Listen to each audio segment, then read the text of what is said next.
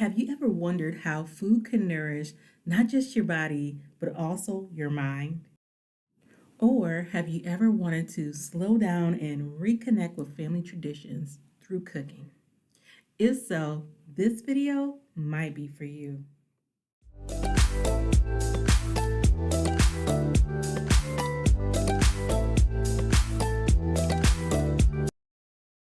For those who are new to the channel, I am Reynelda Jones, and I am the CEO and lead therapist here at A Solution B. It's a holistic mental health private practice located in the greater Grand Rapids, Michigan area. The video that you're about to see today was filmed 4 years ago, but the practices and traditions and lessons shared remain the same. If you've ever wondered how food can support your mental health, or if you wanted to reconnect with family traditions through cooking, then this video might be for you. But before we start, in revisiting this moment, we're reminded that mindfulness isn't bound by time. What was practiced then can still be practiced now, slowly, intentionally, and with care. Mindfulness is timeless.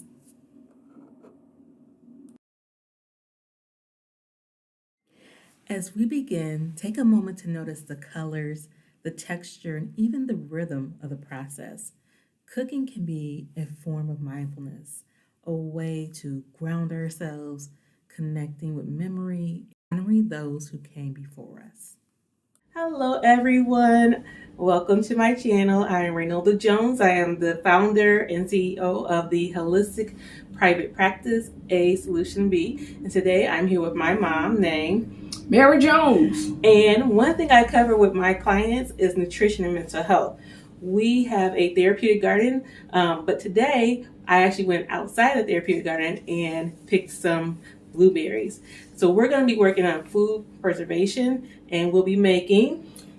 Oh, yes. We're going to be making some good old blueberry jam from the berries she picked fresh from the blueberry farm.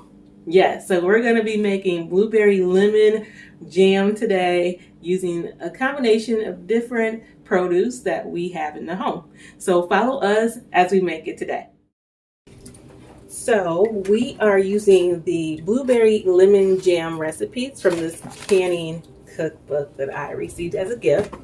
What we typically do in this household, we make something based on the recipe first, and then we kind of, taste it out and see what we can add or alter to get to the taste that we need. Meanwhile, this recipe for blueberry lemon jam calls for 4 cups of fresh blueberries, 3.5 cups of sugar, which we'll actually reduce to 2 cups, 1 teaspoon of lemon zest, 1 tablespoon of fresh lemon juice, and 1 pouch of liquid pectin. Well, the first thing you need to do is pick through your berries.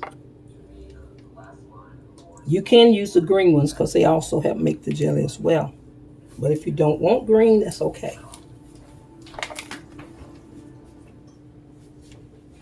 Yep, pour the rest of them in there.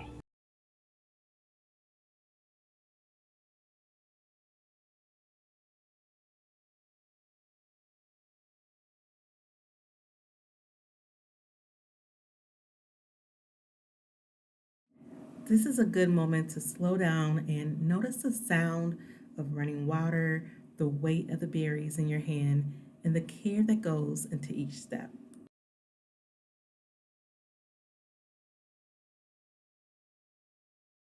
Okay, after you do the picking out of the berries and everything, the next step is to wash them. And when you wash your berries, you want to put them in let them just sit a little bit while you finish picking out everything. And then you're going to put them in a strainer that has some nice deep open holes because you want your berries. While the blueberries are starting to drain and get some of the residue off, we'll be starting to sanitize the jars for the jam.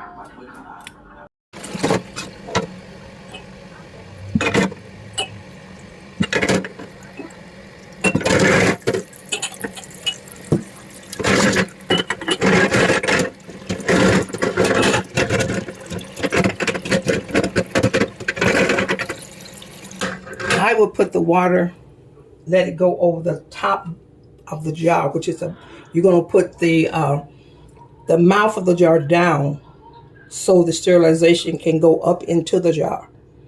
But the water should be over the top of the bottom of the jar, which the bottom should be facing upward. Well, we kind of let them sterilize probably for normally 10 to 15 minutes, but when I hear them bubbling up, I know it's time for me to take them out. Because I keep them on high heat. From my mom and my grandmom and my aunts and uncles. Do they can often? Every year. Yeah. That was our nutritional value of food, was canning.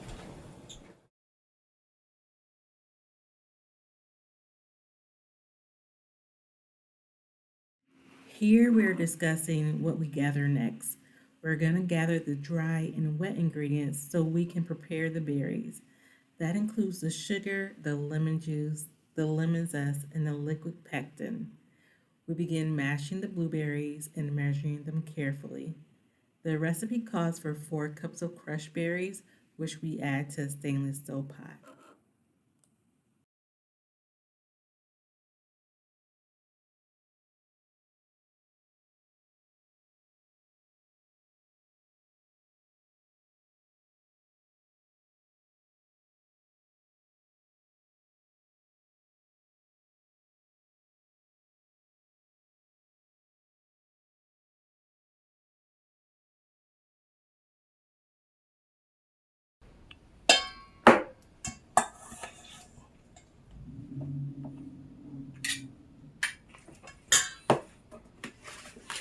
Hold on just a second.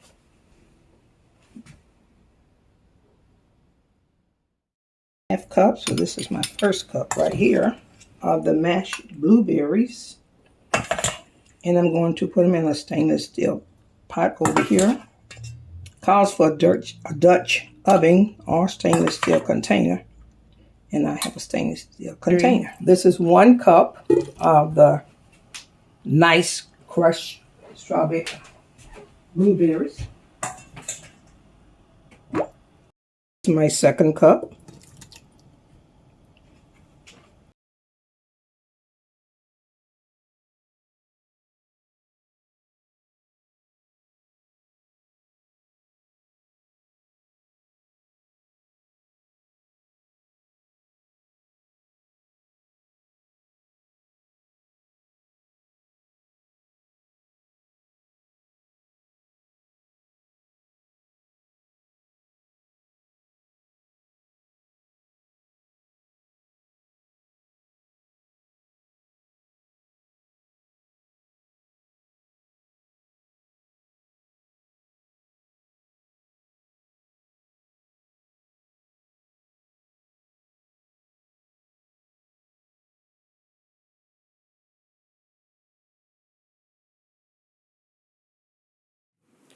Once everything is combined, we bring the mixture to a boil. After it reaches a rolling boil and can't be stirred down, we let it boil a little bit more, approximately 1 more minute.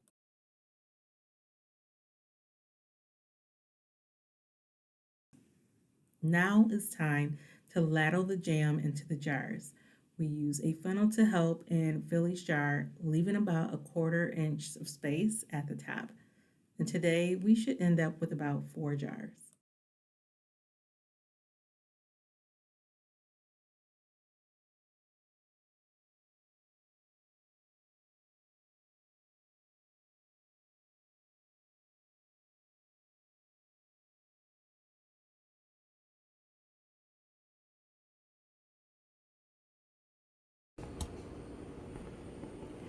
Now we carefully place the filled jars into a large pot of water, making sure the water covers the jars completely.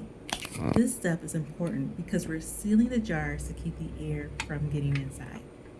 As the jars heat in the water, the lids will seal tight, locking in the jam and helping it stay fresh.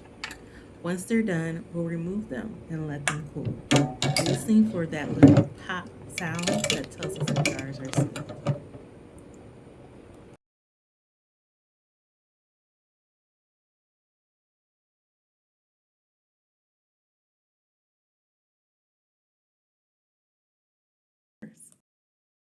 Food preservation is more than just a recipe.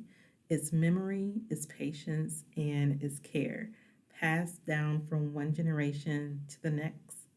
Thank you for slowing down and sharing this moment with us. And I'll see you next time. Bye bye.